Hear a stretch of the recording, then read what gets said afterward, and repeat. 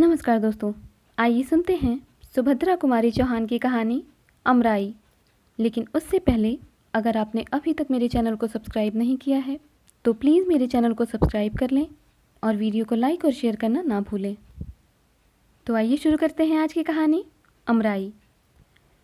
उस अमराई में सावन के लगते ही झूला पड़ जाता और विजयादशमी तक पड़ा रहता।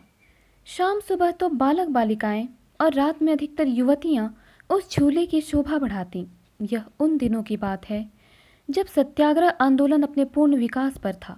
सारे भारतवर्ष में समराग्नि धधक रही थी। दमन का चक्र अपने पूर्ण वेग से चल रहा था। अखबारों में लाठीचार्ज, गोलीकांड, गिरफ्तारी और सजा की धूम के अतिरिक्त और कुछ रहता ही न था। इस गांव में भी सरकार के दमन का चक्र चल चुका था। कांग्रेस के सभापति और मंत्री पकड़कर जेल में बंद कर दिए गए थे। इस दिन राखी थी। बहनें अपने भाइयों को सदा इस अमराई में ही राखी बांधा करती थीं। यहाँ सब लोग एकत्रित होकर त्यौहार मनाया करते थे। बहनें भाइयों को पहले कुछ खिलाती, माला पहनाती, हाथ में नारियल देती और तिलक लगाकर हाथ में राखी बांधते हुए कहती, भाई इस राखी की लाज रखना, लड़ाई के मैदान में कभी पीठ न दिखाना। एक तरफ तो राखी का चित्ताकर्षक दृश्य था, दूसरी ओर छोटे छोटे बच्चे और बच्चियां झूले पर झूल रहे थे। इनके सुकुमार हृदयों में भी देश प्रेम के नन्हे नन्हे पौधे प्रस्फुटित हो रहे थे। बहादुरी के साथ देश के हित के लिए फांसी से लटक जाने में भी वे शायद गौरव समझते थे। पहले तो लड़कियां कजली गा रही थी। एकाएक एक छोटा बालक गा उठा, झंडा ऊंचा रहे हमारा। फिर क्या था, सब बच्चे कजली बजली तो गए भूल और लगे चिल्लाने, झंडा ऊंचा रहे हमारा। इसकी खबर ठाकुर साहब के पास पहुंची। अमराई उन्हीं की थी। अभी 3 ही महीने पहले वे राय साहब हुए थे। ऑनरेरी मजिस्ट्रेट वो थे ही और थे सरकार के बड़े भारी खैर ख्वाह। जब उन्होंने सुना कि अमराई तो असहयोगियों का अड्डा बन गई है, प्रायः इस प्रकार वहां रोज ही होता है, तो वे बड़े घबराए। फौरन घोड़ा कसवाकर अमराई की ओर चल पड़े। किंतु उनके वहां पहुंचने के पहले ही पुलिस भी पहुंच चुकी थी। ठाकुर साहब को देखते ही दरोगा नियामत अली ने बिगड़ कर कहा, ठाकुर साहब, आपसे तो हमें ऐसी उम्मीद ना थी। मालूम होता है कि आप भी उन्हीं में से हैं। यह सब आप ही की तबीयत से हो रहा है, लेकिन इसमें अमन में खलल पड़ने का खतरा है।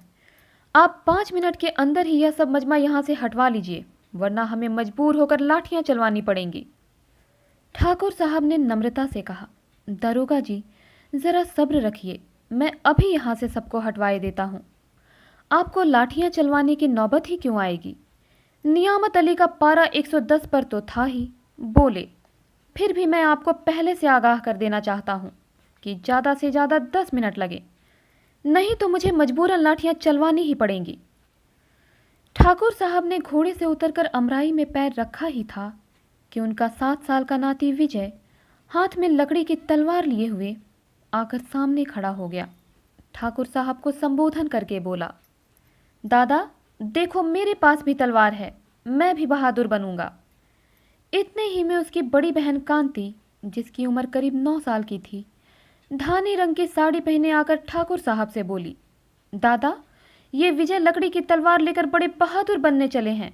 मैं तो दादा स्वराज का काम करूंगी और चरखा चलाकर देश को आज़ाद कर दूंगी।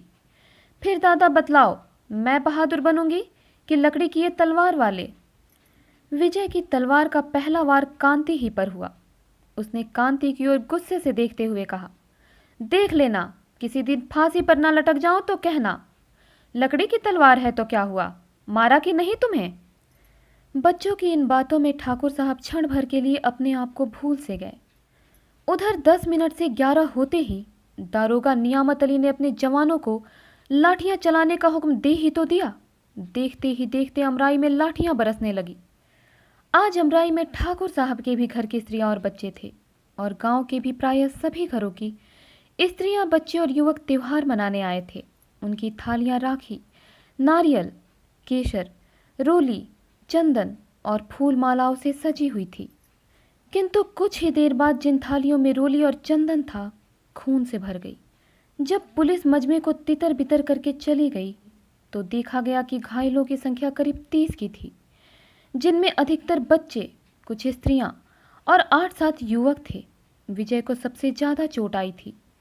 चोट तो कांति को भी थी, किंतु विजय से कम। ठाकुर साहब का तो परिवार का परिवार ही घायल था। घायलों को उनके घरों में पहुंचाया गया और अमराई में पुलिस का पहरा बैठ गया।